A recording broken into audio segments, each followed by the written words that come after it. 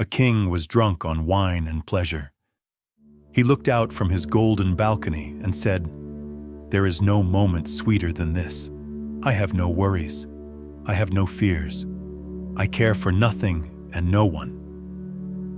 Outside in the freezing cold, a beggar was lying on the bare ground. He heard the king's words, and he answered, "How wonderful for you, your majesty. You have no worries. But tell me, does that mean our suffering doesn't exist either?" The king stopped. For the first time that night, he actually listened.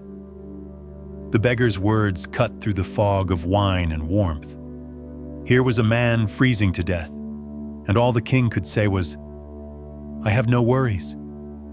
Something stirred in the king's chest. Call it guilt. Call it shame. Call it a rare moment of humanity. He called his servants. "Bring me a bag of gold, 1,000 gold coins." He threw the heavy bag out of the window toward the beggar. "Catch this, old man. May it ease your suffering." The beggar looked up. "My king, I cannot catch it. I have no clothes. I have no pockets. I have no bag. I have nothing but my skin." The king paused again. This man was poorer than he had imagined, poorer than anyone he had ever seen, not just hungry, but naked to the winter wind. His guilt deepened. He ordered his finest robe to be brought, silk, embroidered with gold thread, worth more than most men earn in a lifetime. He sent it down with the coins. "Take this too. Cover yourself. Live well." The beggar received the fortune with trembling hands. For one night, he was the richest man in the city. But here is where the story turns. That beggar did not save a single coin. He did not buy a house. He did not buy land. He did not invest or prepare for tomorrow. Instead, he spent every coin on wine, on food, on pleasures he had never tasted. Night after night, he threw parties for strangers. He bought drinks for anyone who would sit with him. He gave gifts to people he barely knew. Within weeks, it was all gone. The gold, the robe, everything. And when the last coin had vanished, he returned to the palace gates. He knocked on the door and asked to see the king again. The servants told the king, "That beggar is back. He wants more." The king's face twisted with anger.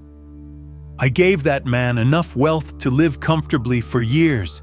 He wasted it in weeks. Now he dares return for more?" He called for his guards. "Throw him out. He is not poor, no, he is a fool. A man who burns daylight candles will have no oil when night comes. Beggars like him are not victims. They are brothers of demons." But before the guards could move, a wise minister stepped forward. "My king, may I speak?" The king nodded, still furious. The minister said, "You are right that he was foolish. But whose fault is that? You poured a river into a man who had only known thirst. What did you expect him to do?" The king's anger flickered. A man who has never held gold does not know how to keep it. A man who has never eaten well does not know when to stop. You gave him everything at once, and then blamed him for not being wise with it. The minister stepped closer. "My king, there is a lesson here. If you want to truly help the poor, do not throw treasure at them and walk away. Give a little. Teach them. Guide them. Let the help grow with the man." He paused.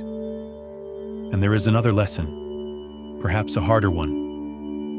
You made this man hope. You lifted him from the ground. And when he fell, you crushed him again. First you gave him heaven, then you threw him back to hell." The king said nothing. Perhaps his foolishness was great, but your inconsistency was greater. To give hope and then rip it away, that is not mercy. That is cruelty with extra steps.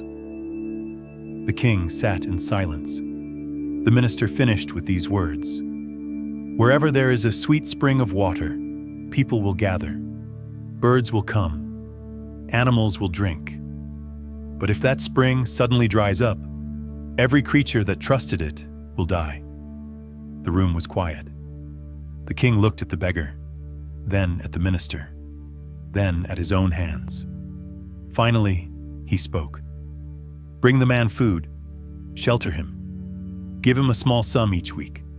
Enough to survive, not enough to destroy himself, and find him work. The beggar was saved. But the real lesson was not for the beggar. It was for the king, and perhaps for us. When you help someone, do not throw treasure at them and expect wisdom. Build them slowly. Guide them gently. And once you give hope, never take it back. Because the cruelest thing is not refusing to help. It is helping once, and then abandoning them when they fail. If this story made you think, subscribe and stay close. More ancient wisdom is waiting to be told.